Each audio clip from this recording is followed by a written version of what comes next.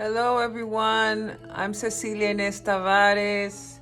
This is Celestine Healing Arts, Celestine Healing, Expressive Healing Arts. And this is the guidance we have coming through for the new moon solar eclipse that's happening on February 17th. These are the beautiful cards I pulled with some divine guidance. So let's just dive in. I feel like we should just dive in. And I'm going to try to keep these moon energy updates a little shorter. The monthly readings will be, long because they contain a lot of astrology and extra kind of extra expanded spread. But let's begin. So we got conditioning. We got this card last year. I remember it coming up. I think it came up once or twice. And I feel like we've been on this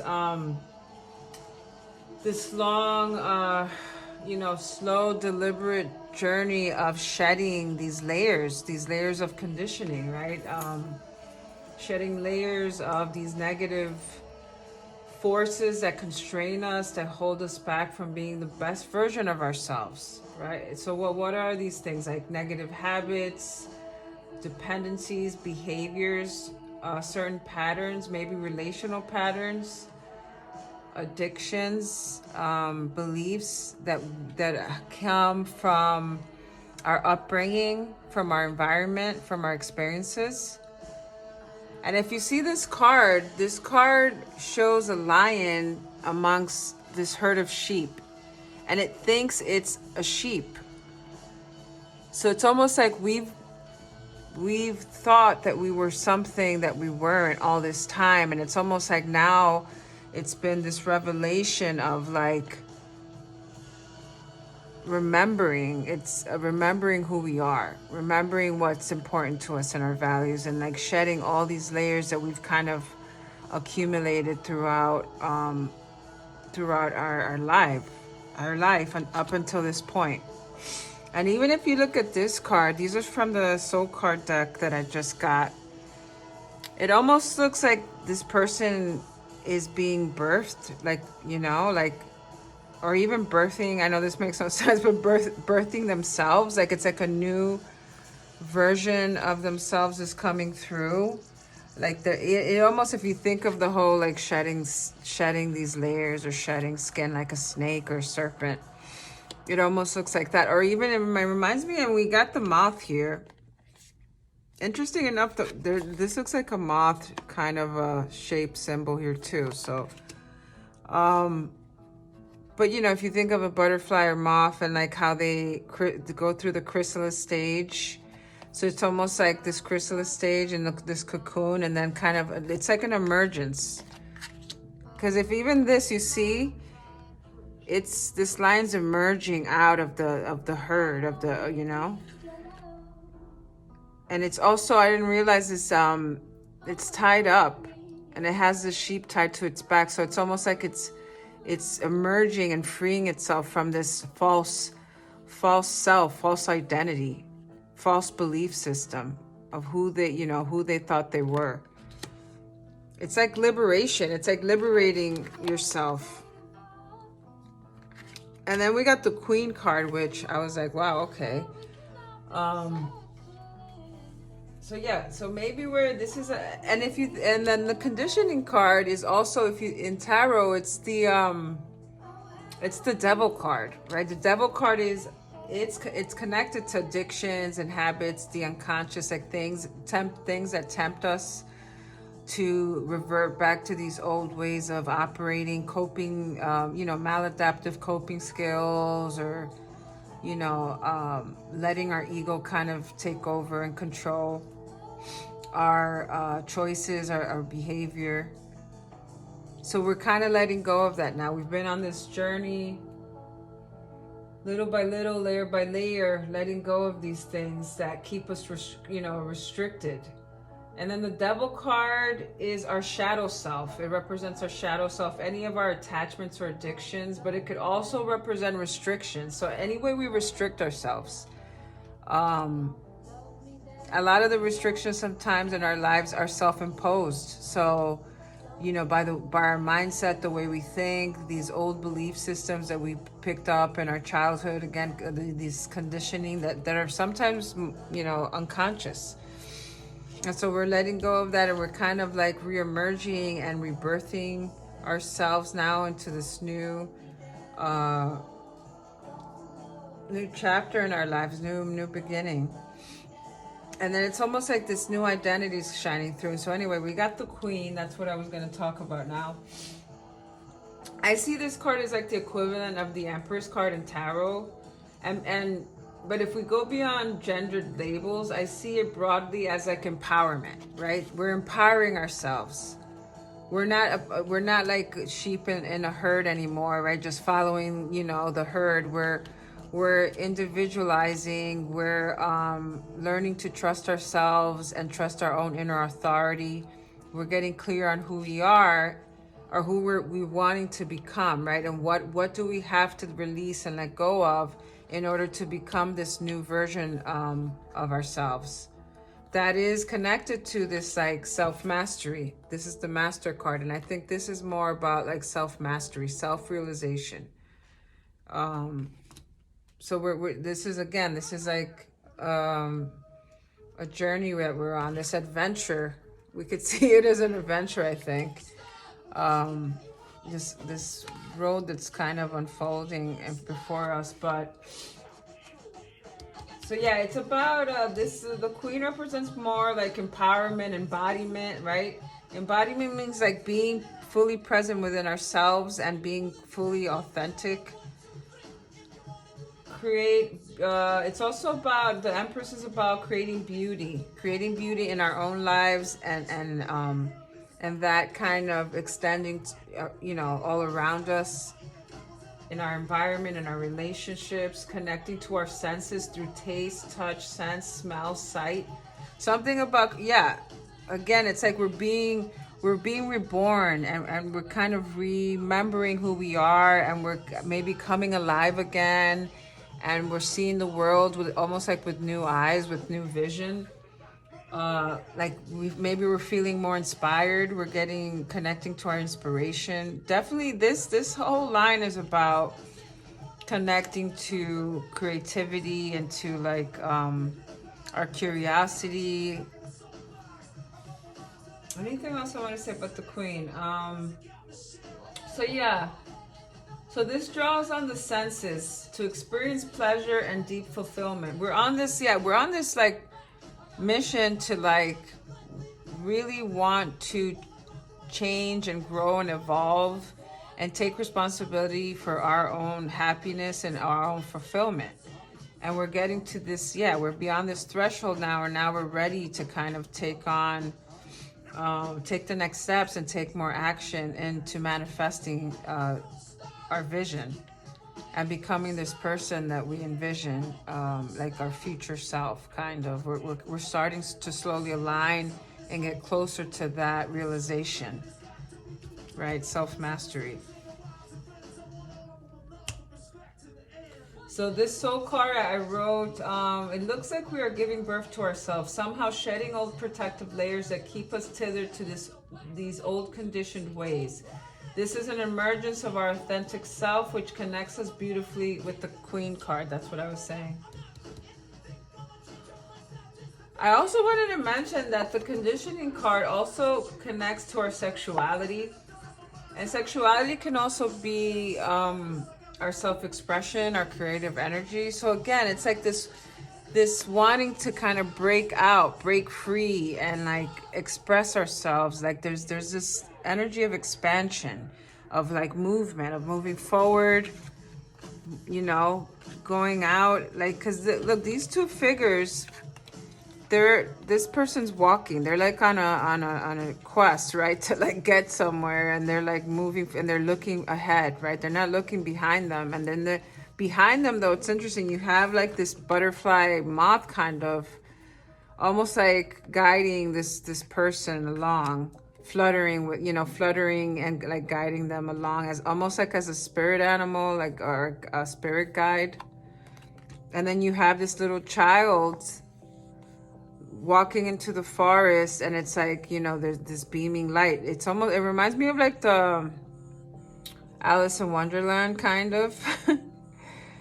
Right, in Alice in Wonderland, it's like she gets lost and it becomes this whole like adventure, you know, kind of like magical adventure, and she runs into all these interesting, crazy characters. And so there's something about that, about like staying open to what unfolds and staying curious, and it's like in a very explorative energy.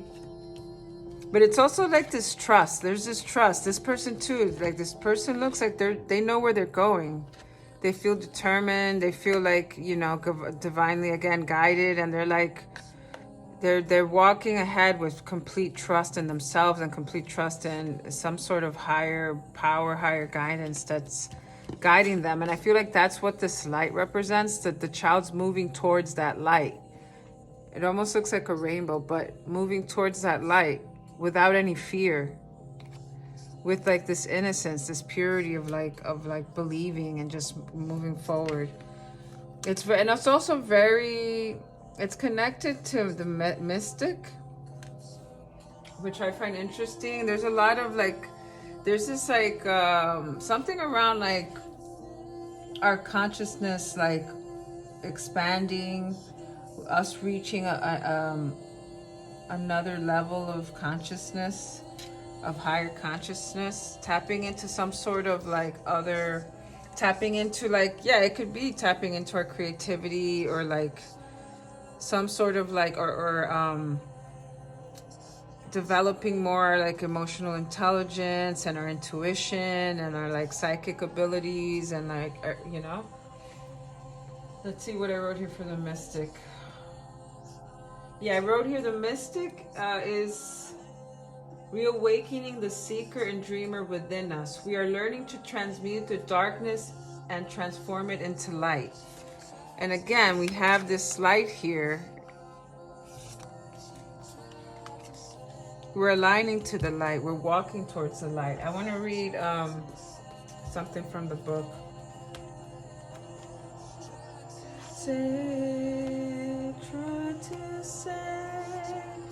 So it says here, the mystic, they do not fear darkness, but rather sit in the presence of it, harness the potential and the latent energy behind it, and embed it with light. Again, there's a lot of talk about light. So it's like, don't be afraid, because if you see here, there is a lot of, the forest is usually dark, right? And this child is not afraid to go into the dark forest. Or maybe she is, maybe she's, or this child is, they're the ones like imbuing this light out. They're the light. Interesting. Because if you see this moth too, the light is, they're like glowing. The moth is imbued with light. And even in the middle, you see the middle, there's like a flame almost. Like a burning flame. So yeah, so they do not fear the darkness, but rather sit in the presence of it, right? And then harness the potential and latent energy behind it and embed it with light. The mystic revels in mystery, in the great riddle of life, dancing with the forces of light and dark upon its wings. Remover of darkness, visionary. Wow, that's beautiful. So there's something visionary. Maybe we have an idea for a venture, for a project, for some sort of, you know, something we want to work on. Or even it's maybe we want to reinvent ourselves, right? We're letting go of all this conditioning. We're kind of being reborn. Our life is being revitalized, and we want to, even this, the queen, maybe there's about changing how we move in the world, and how, you know, how we present ourselves and how we see ourselves. Something about maybe shifting our identity.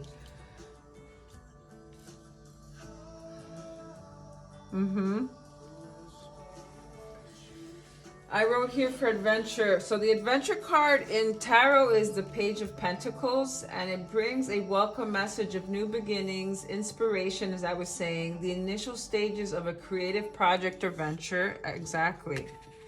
And then since Pentacles rule the material realm, it corresponds with the element of earth.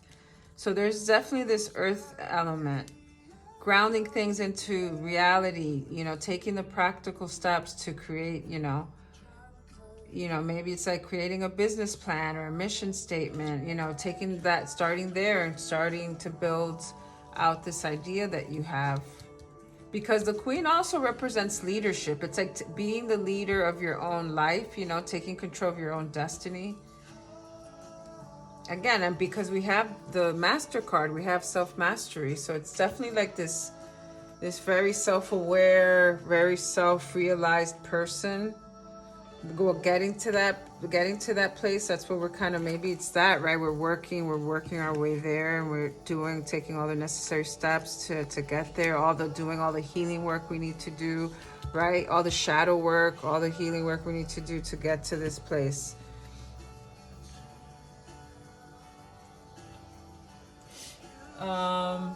I wanted to mention one thing now that I'm going to get to the final line. I was looking this up because I was like, this is an interesting card. This person is has like what looks like a sitar, which is an instrument they use in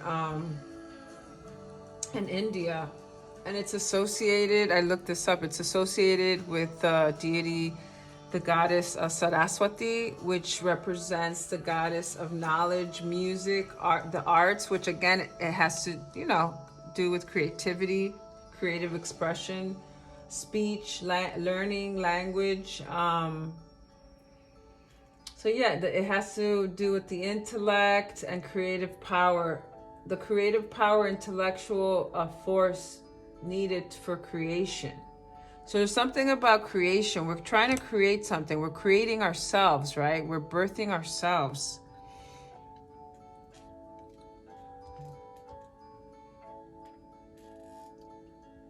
So anyway, I wanted to mention that before I forget.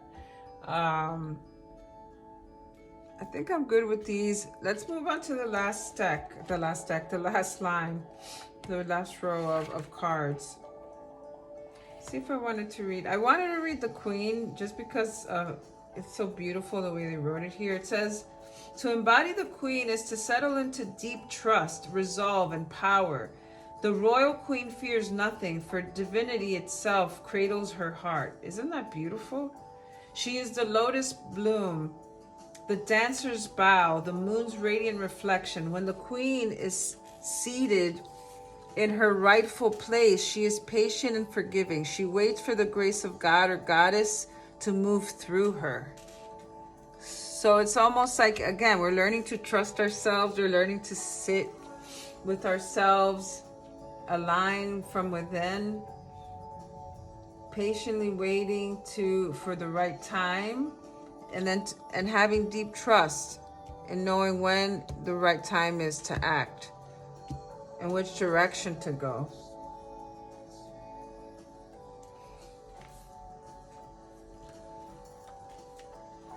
On your tongue. I love this song. Pull the blinds. All right, the Master card. The Master card I see is self-mastery. It's a card that's additional to this deck. It kind of follows the tarot, but again, it's like you have, for the major arcana cards, it ends with the World card, which represents completion, right? Coming full circle, completing like karmic contracts or something like that, an ending that opens up to a new beginning, which I see as initiation. It's like this is an initiation that we're getting initiated.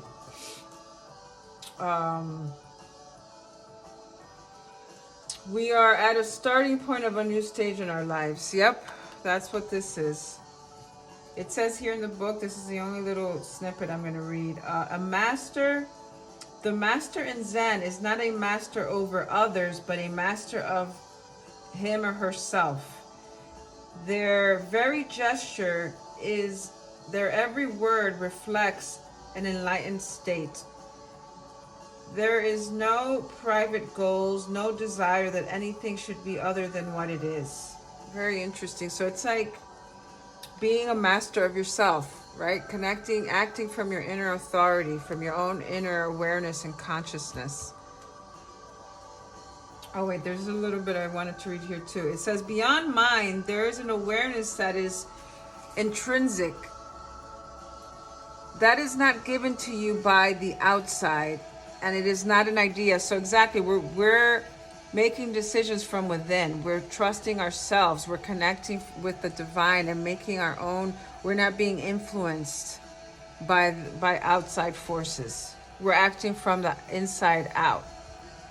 And it says here, once your awareness becomes a flame, it burns up the whole slavery that the mind has created. There is no blissfulness more precious than freedom, than being a master of your own destiny. Right? Being a master. This is very different from this, right? Very different energy.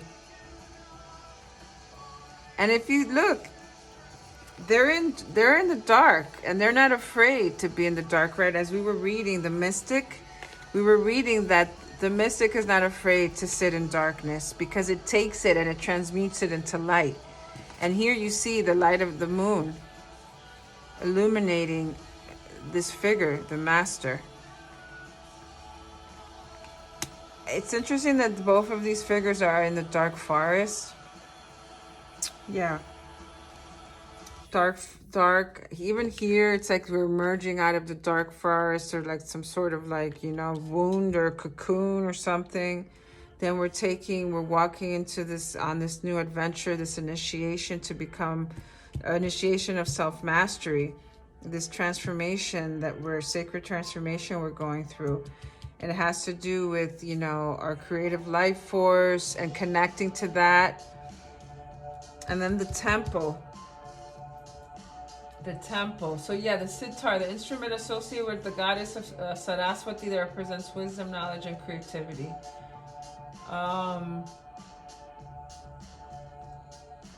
Yeah. Woo! I love this song. So the temple, the sanctuary, the shrine, the altar. A temple symbolizes a sacred space, a shrine, right? We were just saying that. Serving as a place of prayer, meditation.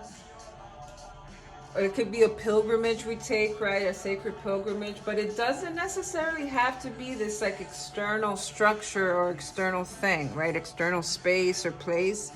It could be the temple within. It could be the temple of our own physical body, right? Our vessel. The physical vessel that carries our soul, that houses our consciousness.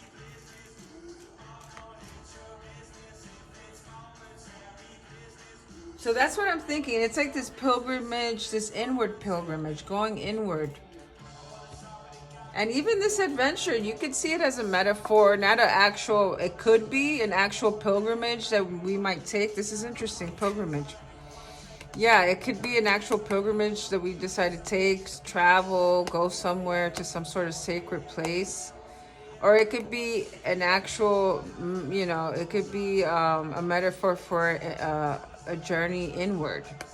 I don't know if anyone works with plant medicines or psychedelics or some sort of like, you know, psychedelic like therapy. I know that a lot of things right now are very popular, like microdosing and ketamine therapy. And I know I've worked with a lot of different plant medicines, and they've been very, very instrumental on my healing journey and spiritual aids for sure. So, and we have this very earthy kind of quality to this spread too. Yeah, this is a little bit more fiery, but look, we have the moon showing up a lot here. There's a lot of repeating symbols. So we have the moon, and these are the queen and the master are right. They're right diagonal to each other, which I find interesting too. And then we have the moth and this moth here in the card kind of showing up and repeating. And even these are very, like, you know, these are very spiritual cards, right? The temple, the master, you have this, like, what looks like an angel. Or again, like maybe our higher consciousness, our inner guidance, something coming, but it's like almost connected to the playing of the sitar, like the sound, the vibration. And then the figure that's playing the sitar, you see, like almost like, again, it's like imbuing this light that's coming off of its head, its crown chakra. And it's almost like he or she is channeling maybe like this presence, this spirit, this higher consciousness is channeling messages or downloads or something, and then we're the receiver playing it out, like sharing that message with others. I don't know, that's the way I see it. Or sharing our talent, or sharing this thing that we're trying to birth and trying to create, maybe this project, this venture. Maybe we are gonna pick up the guitar again and we want to work on some songs, so maybe it's about that and sharing some songs, maybe going on an open mic, you know, trying to put yourself out there in small ways. Maybe it is about, you know, music or being creative or something like that, or sound healing, bringing in some sound healing practices, going to a sound bathing, you know, yoga class or something like that. And even this looks like maybe it's about connecting to nature.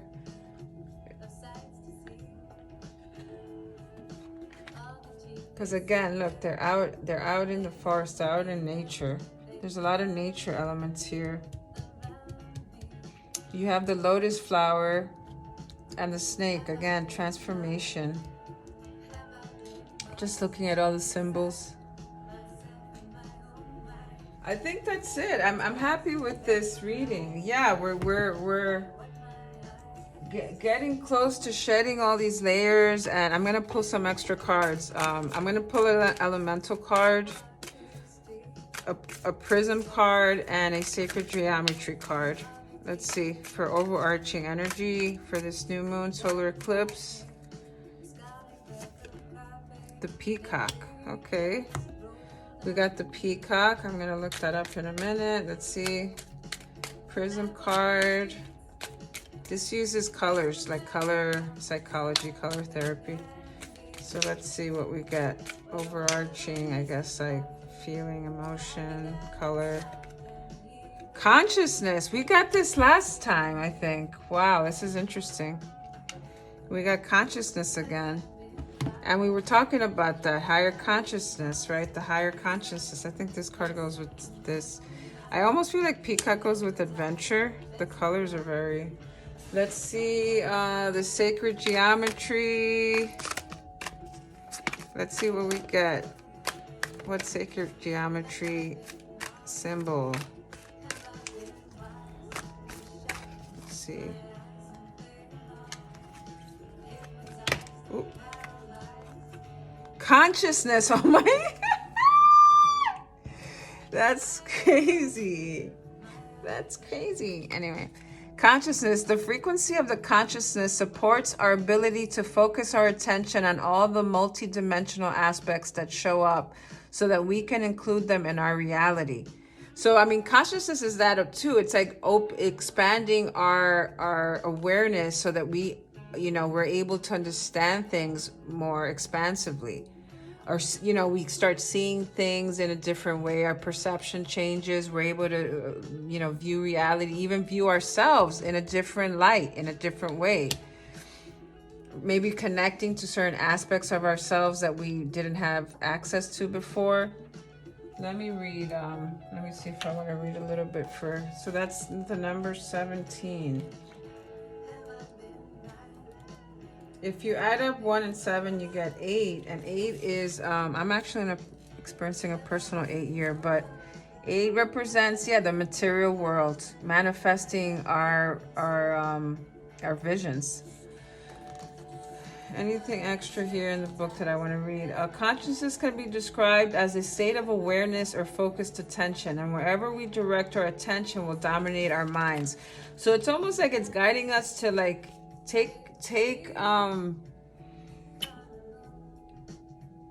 start being the master of your own awareness, right? Master your awareness, your state of awareness, and master your attention.